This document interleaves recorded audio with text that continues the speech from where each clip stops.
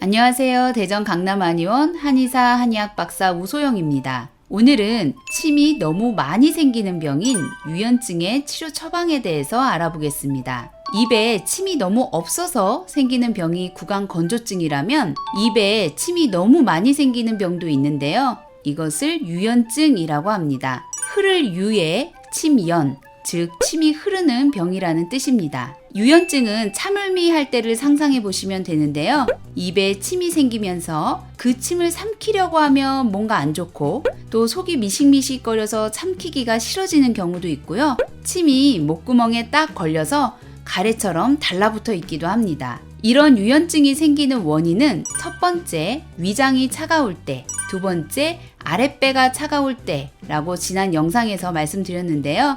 오늘은 이럴 때 어떤 한약을 쓰는지 구체적인 한약 처방에 대해서 말씀드리겠습니다. 유연증의 첫 번째 원인, 위장이 차가울 때는 위장을 따뜻하게 해주는 이중탕이 기본 처방입니다. 이중탕은 인삼, 백출, 건강, 감초 이렇게 4가지 약재로 이루어져 있고요. 인삼탕이라고 부르기도 합니다. 인삼은 대보 원기, 즉 원기를 크게 보하고 생진지갈, 진액을 만들어 갈증을 멈추게 하는 약재이고요.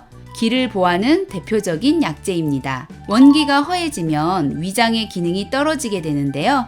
입맛도 없고 기운도 없고 뭘 먹어도 소화가 잘 안 되고 배에서는 꾸룩꾸룩 소리가 날 때 인삼이 잘 맞습니다. 백출은 위장을 튼튼하게 하고 위장이 안 좋아서 생긴 담적을 풀어주는 역할을 하고요. 건강은 생강을 말린 것인데 위장이 차가울 때 직접 위장을 따뜻하게 해주는 약재입니다. 감초는 여러분들이 잘 아시는 약방의 감초 할 때 그 감초인데요. 여러 가지 약재의 효능을 조화시키면서 역시 보해주는 효능이 있습니다. 인삼, 백출, 건강, 감초 이렇게 4가지 약재로 이루어진 이중탕은 위장을 따뜻하게 하고 보하는 기본 처방인데요. 보통은 딱 이 4가지만 달여서 드리는 것이 아니라 다른 약재들을 더 넣고 조화시켜서 종합적으로 처방해 드리는 경우가 많습니다. 그럼 유연증의 두 번째 원인, 아랫배가 차가울 때는 어떤 약을 쓰는지 알아보겠습니다. 아랫배가 차가울 때는 팔미지향탕을 많이 쓰는데요.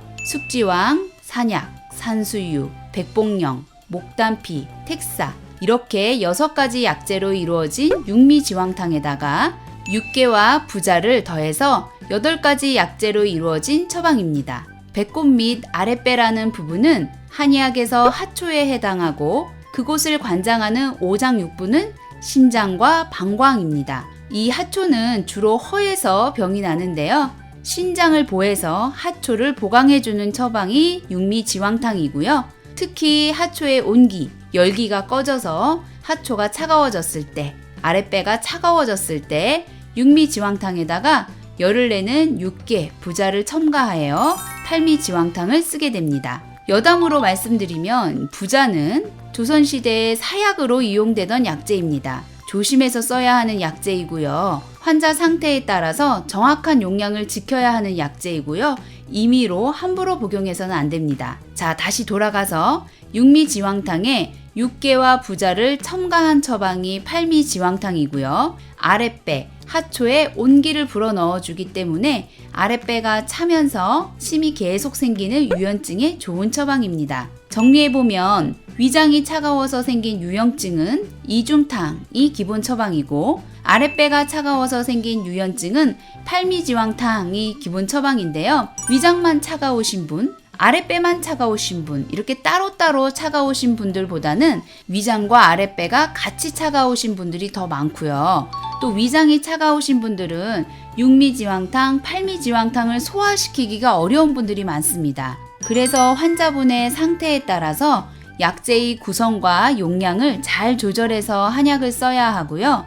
위장이 안 좋으면서 담적이 있으신 분들은 담을 없애는 약재를 첨가해야 하기도 하고요. 또 점막이 건조해서 침이 많이 나오면서도 입이 마르는 분들, 또 몸에 열이 있으신 분들은 그쪽 약재를 첨가해야 되기도 합니다. 자, 단순한 것 같지만 꽤 복잡하죠? 그래서 환자를 직접 진찰하지 않고는 증상만 들어서는 혹은 병명만 들어서는 한약을 정확하게 지을 수가 없습니다. 그래서 번거로우시더라도 한약을 지으실 때는 꼭 직접 찾아오셔서 진찰을 받으시는 것을 권해드립니다. 코로나도 무섭고 거리도 멀고 바쁘시고 여러 가지 제약이 있긴 하지만 그래도 내 몸에 딱 맞추어서 약을 지어야 제대로 된 효과를 볼 수 있으니까요.